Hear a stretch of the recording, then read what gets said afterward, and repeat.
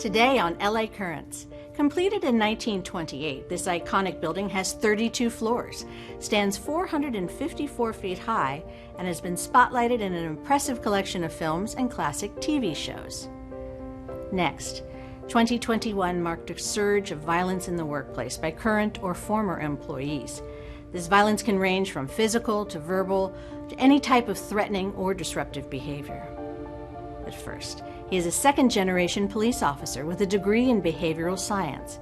We talk with LAPD Captain Stacy about his best practices for sharing information and being transparent about the LAPD.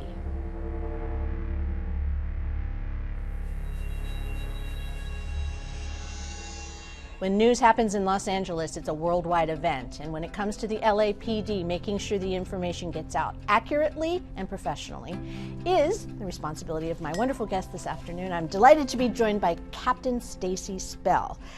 Congratulations on this. You went from Captain 2 to Captain 3. I have no idea what that means. So the good thing is it means a little bump in pay, and but it's also a little bit more responsibility, and I feel like it's also a bit of recognition for the work that I've been doing. So I'm just pleased about it, and I'm actually very grateful for you having me here today. All right. Well, I just referenced the fact that when news happens here in Los Angeles, you know, the LAPD, if it's involved in any way, shape, or form, needs someone to explain what happened. So at this moment in time, as a spokesperson for the LAPD, what is the definition of that responsibility? What is it exactly that you are supposed to do? As a spokesperson, I mean, primarily, it's my responsibility to get information out to the public, you know, to the media outlets, really in a way that builds trust. Because I think the important thing is that when we're able to talk about things that have happened or events or just things that are going to happen, it's a way that we can really give people a sense of transparency and what we're about. And it also helps to demystify a lot of things that people don't know about police departments or how officers engage the public. So you get quoted a lot. What you say literally represents the department. Am I correct in that? Yeah, that's absolutely correct. You know, we want to make sure that we're inclusive, that we don't say things that are going to further divide, especially when the whole purpose of giving information is to give people a greater, you know, sense of confidence in the police department. Good afternoon. My name is Arturo Sandoval, Arturo. Where is the line between what we should and have a right to have as far as transparency is concerned? So where is that line, and how do you determine that line? It's a line that depends on variables. I mean, there are certain things that are concrete as far as, you know, if we have an arrestee, for example, you know, that information by law, we have to put that information out there. But also when we look at crimes or events, there may be times where there are witnesses or even victims, and their identities that we have to protect. There are things that we do that if we release information, it may turn around and jeopardize our ability to find additional suspects. As much as we want to be transparent, we give all the information that we can, but then those things that'll potentially jeopardize public safety, you know, those are the things that we'll hold back. What if the story is about the LAPD? What if it's not about a case outside the LAPD? What if it is the LAPD? How tough is that? I know there's been a great deal of criticism of, you know, the department and the profession as a whole, but I'd share that there's a term, you know, Chief Michael Moore uses. You know, he says, you know, we want to lean into this, and oftentimes that's exactly the approach. Is, you know, rather than shy away from controversy, we want to lean into it. Now there are times where, you know, again, there's information that we can't put out there, but quite frankly, I mean, people are able to obtain information through California Public Records Act. About the department, or there are times where they're asking specifically about a policy or a stance. And there are times that, although it may be uncomfortable, because, you know, we're human beings and we don't always get it right, you know, we have to talk about, like, what are those efforts that we're doing to try to be better. And we have a core value, quality through continuous improvement, and that's really, I mean, that speaks volumes about the department's want and desire to better serve. Being a law enforcement officer is in the family. You know, your father was as well. And so do you see the difference between what his world was and just what law enforcement is now? I mean, what are the major changes? I think about how different, I mean, our worlds are, and even how different the police department has been, in the profession has been in the last 27 years that I've been on. I mean, where I've seen a much greater approach towards constitutional policing and just a greater deal of training where, there's an understanding if we stop or detain someone, it has to be with reasonable suspicion, or if it's for an arrest, probable cause. And really just understanding the difference between a consensual encounter and what could elevate to a detention. So just overall, I mean, much of it's philosophical in the sense that it's an approach that the department wants to understand. One, we haven't always gotten it right. And the times that we haven't gotten it right in the past, I mean, as a profession and as a department, it's impactful. And it really creates a way that people think, and for us to be transparent and for us to be, very, very open or honest. We can't go back to like the old days where somebody mentioned, well, media relations of, 20 years ago, oftentimes it was no comment. Exactly. The approach we take now is it's much more open. I also look at the levels of training that our people receive when we look at, crowd management and crowd control. Although there have been critics of, the summer's events, by far and large, we had hundreds and hundreds of protests that went off peacefully, because oftentimes, the officers, the command staff were taught to stand back, give a little bit of space, allow for, the folks to express themselves. And especially if it was an outside issue that didn't involve the department specifically, don't become the show. What are some of the good stories that if you had your druthers, you would be out every single day on, national prime time saying, this is what happened today? So I think about a number of things that I've seen on body-worn video. I remember there was one particular instance where a couple officers, and they ran across a homeless man, and they gave him like a starter suit, like a workout, just workout gear. And I think about how he received that, his expression, and how moved he was by these officers' compassion, and the fact that, just getting something as simple as a fresh, set of clothing, how it gave him different perspective. And so I see stories like that really demonstrate the humanity and the compassion of our officers, and I'm moved by it. And those are the stories I want to tell every day. There was one other story just pretty recent, maybe about 2 months ago, where we had an officer who was engaging a young man who wanted to take his own life. And he was on top of a wall, and he had a rope tied to his neck, and he was ready to jump. And this officer was just so patient, and I think more importantly, he was very caring. And that's what ultimately talked this young man off of the wall and got him down into a safe place. And I think that his life was probably changed, because something that would have been a very permanent decision, is now something he can look back on, and he'd get the help that he needed. So there are many stories like that. Is recruiting doing well? How is the tone and temper of recruiting right now? So recruiting is challenging overall, but I think the good thing is that the men and women that we have doing our recruiting with the LAPD are phenomenal at it. So they're up to the challenges. Obviously, with the events of last year, there's a lot of distrust, and so overcoming that takes a tremendous amount of effort. I think it takes recognition that we don't always get it right. I will say we've been very fortunate, though, that I know we have a recruitment plan to bring on about 744 officers over the next year.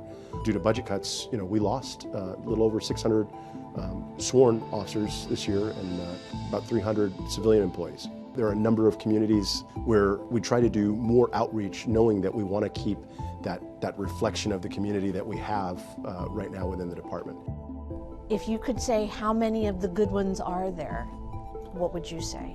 I would say we are very similar to every other industry in the sense that the vast majority are the good ones. I think there are times, and I worked internal affairs for 5.5 years in various different positions, as an investigator, as an advocate, which means that I presented cases to a disciplinary board for either termination or high levels of penalty, and then I was an officer in charge of a section.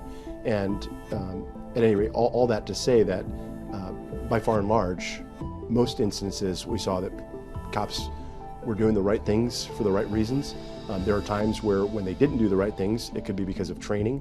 If you have a person who does something that's calculated and it's intentional, and they knew that what they were doing was wrong, then they don't have a place in this police department. But ultimately, I would say the vast majority of our officers do the right things for the right reasons.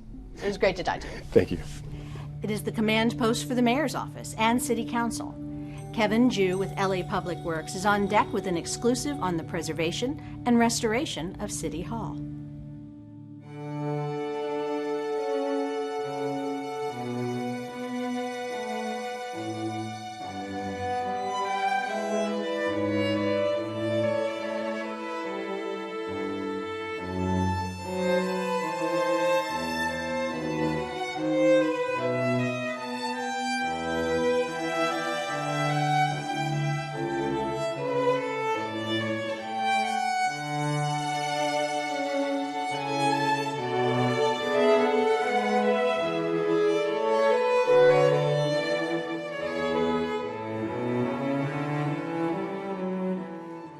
We are in the Board of Public Works session room. It is the public meeting room for the Board of Public Works commissioners. All of your infrastructure, anything to do pretty much with the city's infrastructure, all of those issues and contracts, they're approved right here in this room.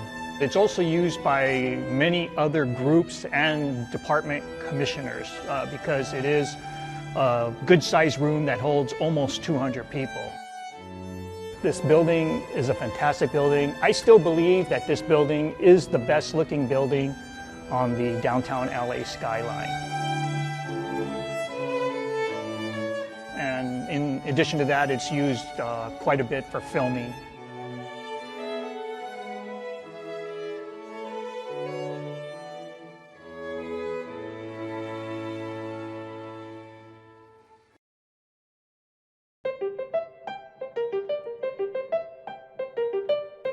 Over the last maybe 5 or 6 years, we found that the paint was flaking and it was coming down sort of at an increasing rate as time went on. What they call cleavage, where it was coming down from the substrate, which is plaster and concrete.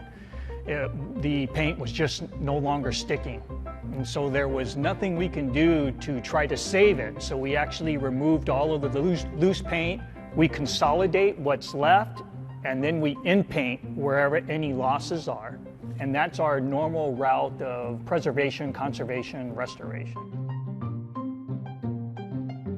We try to avoid, as much as possible, any wholesale repainting.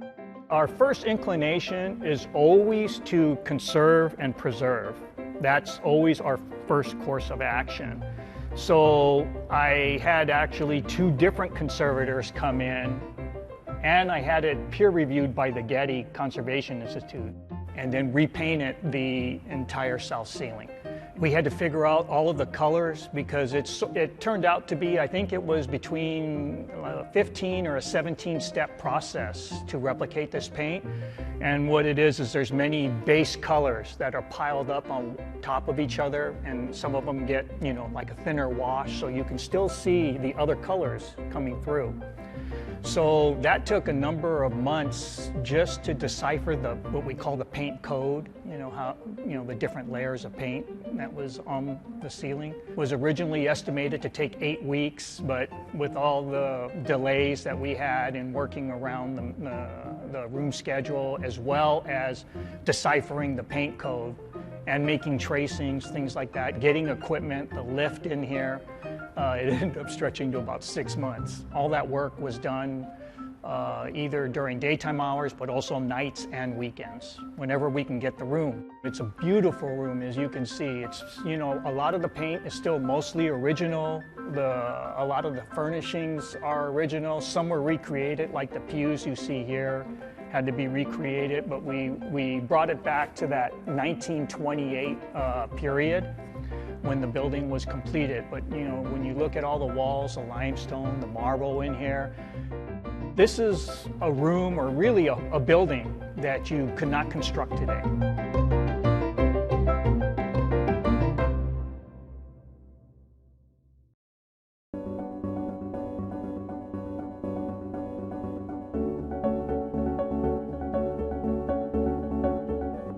We follow the Secretary of the Interior standards for the treatment of historic buildings. And so what that means is normally they don't like to see changes made that are permanent.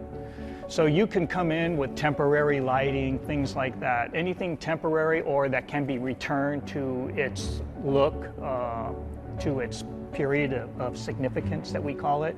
And for us, that's 1928. Those changes are allowed, but like I said, it's usually temporary in nature.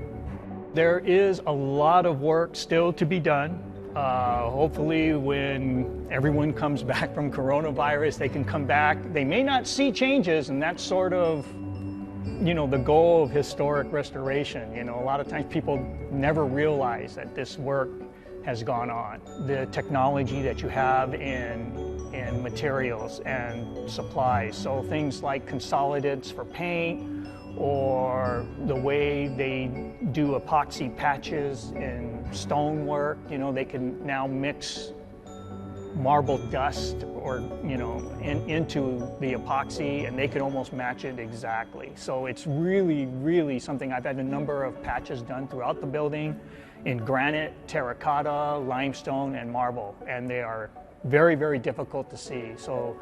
And that's all because of technology. In previous decades, they just used plaster or mortar or concrete, and they're horrible looking patches. On a building this old, there's always work to be done. Paint needs restoring, stonework. We have marble, limestone, granite, terracotta, that needs restoring, and all the metal work. So it's sort of never ending. A lot of these materials are no longer available, and if they are, they're just too expensive.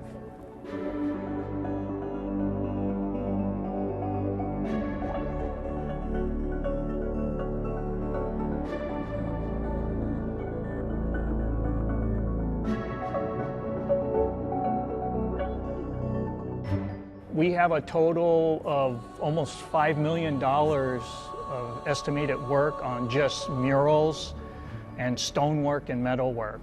There's over 50,000 square feet of murals in this building. We've just done a small portion. In just this room alone, the walls need work, as well as the opposite north ceiling needs work. The ceiling murals in the mayor's office needs restoration, as well as the vestibule on the Spring Street entrance. And then in addition to this building, we're also working on the restoration of Residence A in Barnesdale Park. And Residence A is a Frank Lloyd Wright structure, and it follows on the heel of the restoration of the Hollyhock House that we completed in 2016.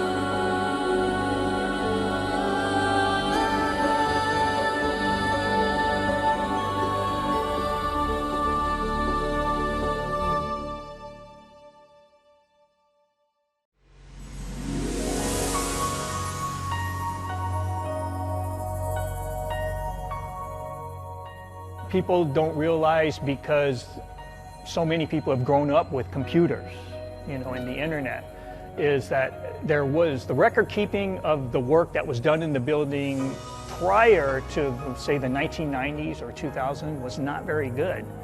And so my goal is, I take pictures sometimes on a daily basis of every project that I'm on to document it. And that way people know exactly when something was done and how it was done.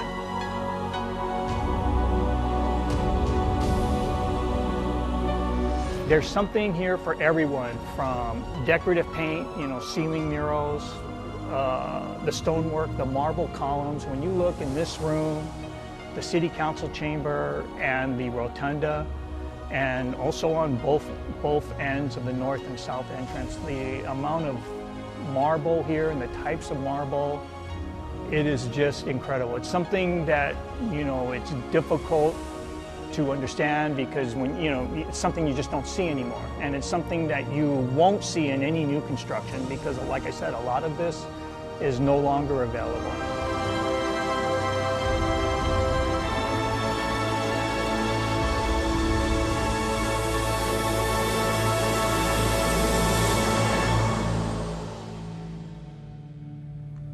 Next, Dr. Laura Kokinda and Dr. Maura Kane weigh in on the nationwide concern about violence in the workplace, the warning signs and appropriate precautions.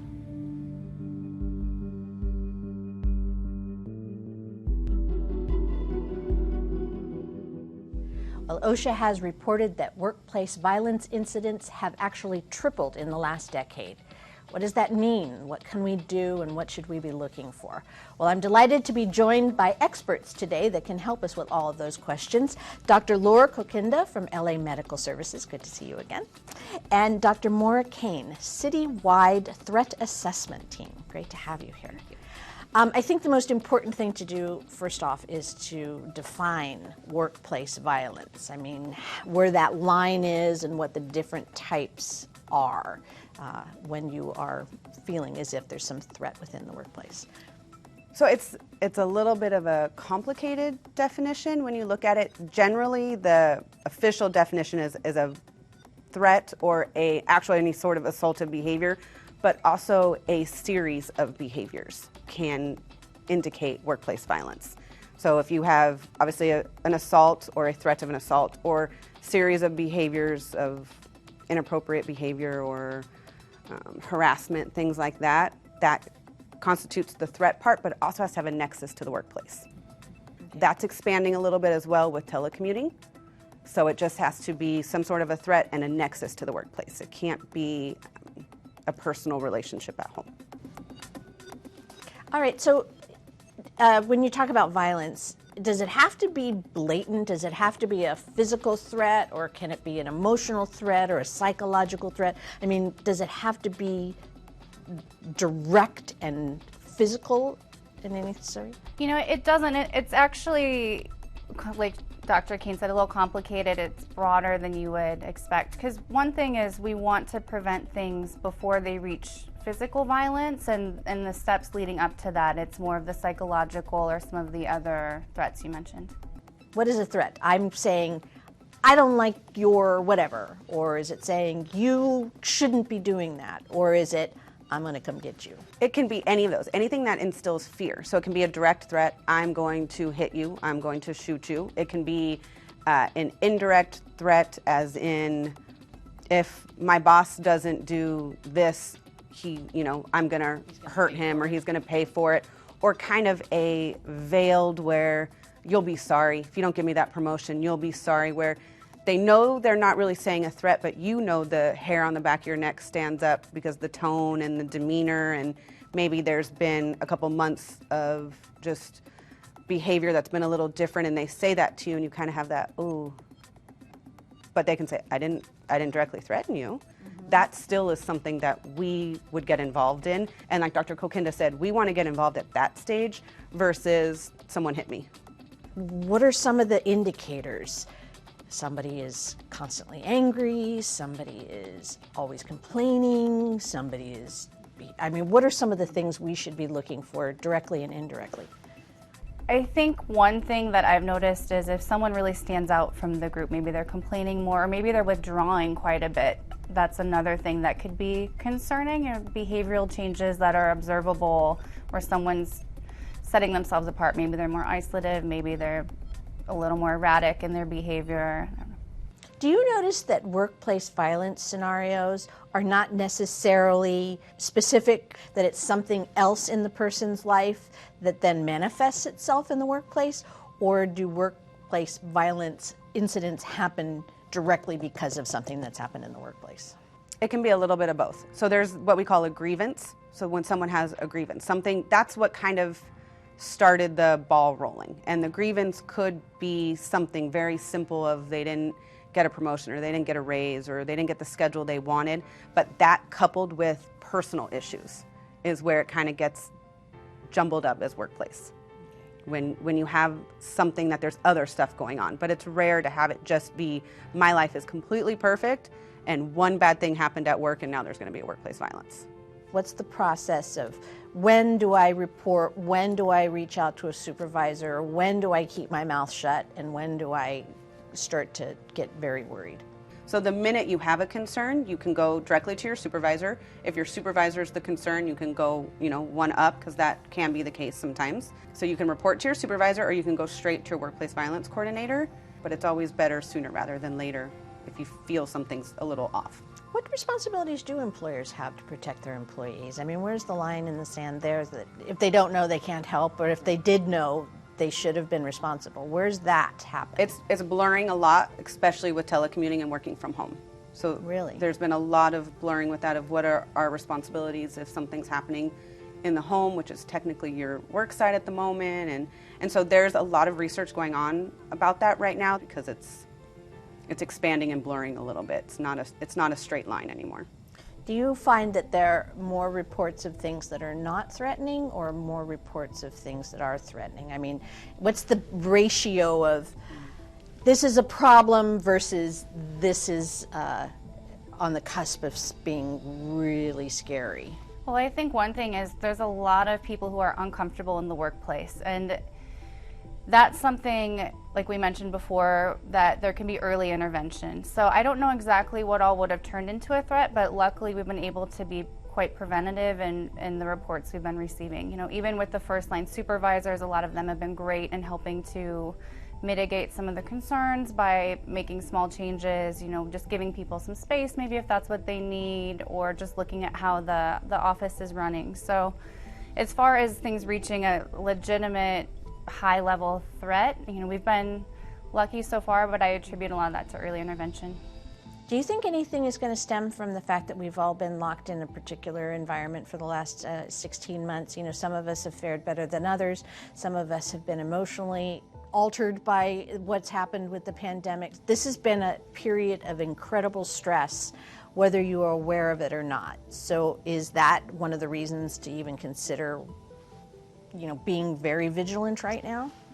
Yes, that's something we have a lot of talks about with different departments, different HR, because everyone's on edge, whether you realize it or not. This year has, you know, left a mark on everyone, potentially for a variety of reasons. And another thing is people have been socially isolated, so even just coming back to more of a shared space with these changing rules about what's okay, what's not okay, that puts people on edge. So whether people are going to actually be more violent or just be more aware of things that feel uncomfortable, you know, we'll see as it continues to increase, but definitely. And a polarity of people's opinions about things, depending upon the subject matter. It doesn't seem as if there's been any kind of cohesion over the last X amount of months, if not years. So is that something that could also spur something that would not necessarily have happened even 2 years ago? Yeah, I think we're going to see, unfortunately, just more disagreements and more you don't believe this and just the little arguments. Will it lead to an increase in cases? I'm hoping not. I'm hoping we can work with the city and solve those problems right off the bat. Okay, so let's end on a really upbeat note. What's the best thing a person can do to diffuse a scenario, even if they need to report it later? But if, you know, what actions can anyone take to just calm things down or diffuse whatever scenario is taking place, whether it be large or small? What would you tell someone in your chair if there's like, I just get all upset, or they just get all upset? What do you do to calm down? I think one of the best things for de-escalation is to just try to separate, take a timeout. Time is really helpful. So any way someone can figure out how to buy a little time, it's good. Yeah. Those 3 deep breaths and recompose yourself and walk away will do wonders. All right. Well, everyone stay safe. Thank you for all of your hard work. And we'll talk again soon, maybe about something incredibly upbeat. That'd be nice. All right. And that's a wrap on this LA Current.